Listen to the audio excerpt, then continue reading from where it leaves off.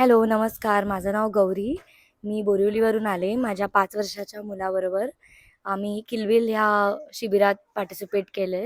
2 दिवस इथे राहिलो आणि खूप मजा आली. नदीवर गेलो, विहिरीच्या पाण्याने अंघोळ केली, पाईपच्या पाण्याने अंघोळ केली, गाईच्या गोठ्यात गेलो आणि कोण आहे आपलं फेव्हरेट गाईच्या गोठ्यात? राम लक्ष्मण आणि नंदी. राम, लक्ष्मण, नंदी आणि सिंधू. सिंधू पण ना आणि दुर्गा, हो ना? सो अशी आम्ही खूप मजा केली. म्हणजे 2 दिवस अगदी खूप खाल्लंय आणि पोट भरून मी म्हणते तसं की पोट भरलंय पण मन भरलेलं नाहीये.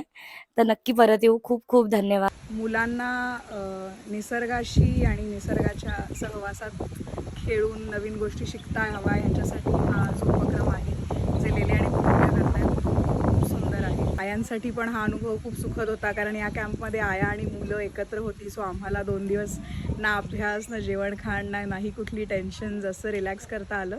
त्याच्यात आम्ही एक ट्रेक केला, नदीवर गेलं, मुलं डुंबली आणि इन जनरल आंब्याच्या झाडाखाली खेळली.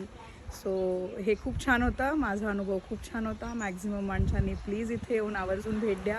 आणि ऑर्गॅनिक म्हणजे नक्की काय असतं आणि त्या खाण्याला किती छान चव असते, आणि नुसतं चुलीवरचं म्हणून जे कमर्शियल झालं आहे त्यापेक्षा घरचं आईच्या हातचं हे नक्की तुम्ही येऊन बघा आणि अनुभव. धन्यवाद. नमस्कार, मी सायली सावले. हा माझा मुलगा अथर्व सावले. आम्ही पालघरहून आलो आहे.